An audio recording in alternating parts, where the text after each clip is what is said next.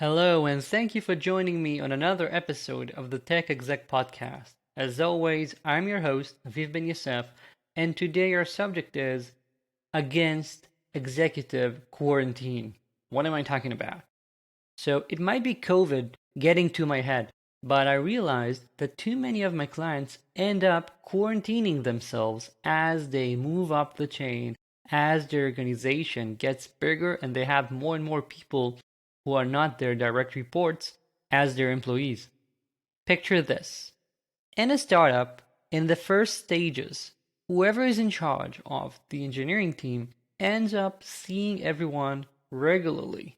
Every single day, you're going to be talking to essentially every single one of the engineers in your company. You are aware of everything. The chances of things falling between the cracks are slim.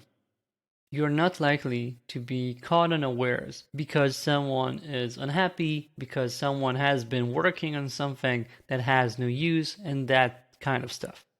As the company grows and as you change structure and become more mature, I see many executives go into this hermit mode. They assume that they should not be talking to anyone other than their direct reports. They end up only talking to team leads or directors. And that is often from a healthy point of view. You might be afraid of micromanaging or of not providing your managers enough autonomy. And so you step aside and you let them do their thing. And that is the right thing to do.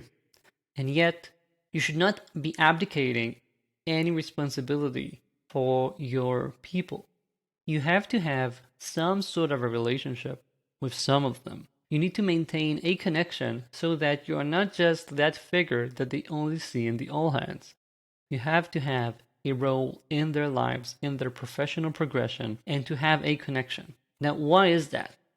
If you are only talking to your direct reports, you end up getting a very small perspective of the entire organization. You only hear things as they're seen by your managers from a single level in the organization.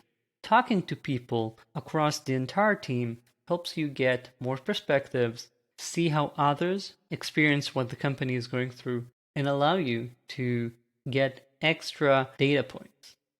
Further, what you get here is also a relationship with those people. You want to make sure that their prime connection is their manager, of course. That's the person they are likely to be talking to the most. And yet, if that manager is the only one that they feel cares about them, then you have a risk here. If the manager ends up leaving, then they might want to leave as well. If they do not enjoy working with that manager and they don't have any connection to anyone else in the company, they might not voice their issues and just decide to leave. And sometimes this connection is maintained by HR and sometimes it should be maintained by people above the manager. I believe it is better done by both because you can never know who the person will feel more comfortable with to disclose these kinds of stuff. And so you want to ensure that you talk to people regularly. Expecting you to talk to everyone all the time? Of course not. Once your organization reaches a big enough headcount, it is no longer feasible to actually talk to everyone regularly. And I'm not expecting that. But first, start with skip level one-on-ones. And that is where you talk to the direct employees of your direct employees, have a quick one-on-one with them on a schedule that is not as frequent as the one-on-ones that they have with their bosses. And so you will be having these, for example, seeing the same person, let's say every 4 to 6 weeks, rather than seeing them every single week for a one-on-one. And by doing that, you create a regular connection, you establish a relationship, and they will be used to talking to you if there's something. They will even know mentally that their one-on-one with you will be happening eventually. So if there's something that they need to share, they might keep it in the back of their heads and make sure to voice it when you have the meeting eventually, rather than decide to just quit. Or they might even, because you already have established a relationship, come knock on your door and ask to talk for a bit. and that's skip level one-on-ones. Once you grow enough so that skip level does not mean your entire organization, I recommend having some sort of a random one-on-one mechanism so that you still talk to people in your entire organization. For example, make it a point to talk to new hires 6 weeks after they join. They're finished onboarding, and let's see what they have to say. By getting access to people throughout your organization, you can get a bunch more information. You can get a feeling about how things are actually working and not just how it is portrayed in status meetings.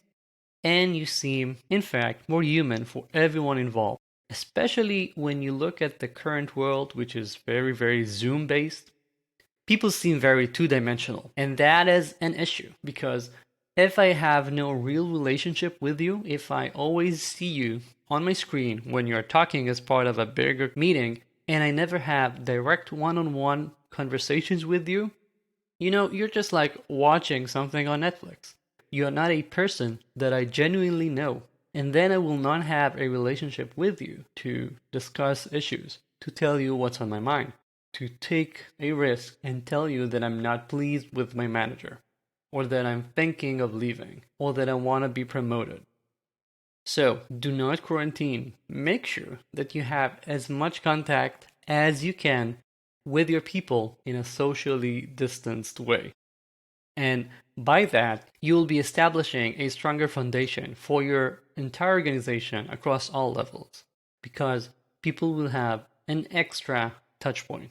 And by the way, I recommend the same for your managers who are managing managers. So if you have directors, I recommend you telling them the same thing. They should also have skip level one-on-ones due to the same exact reasons we just talked about.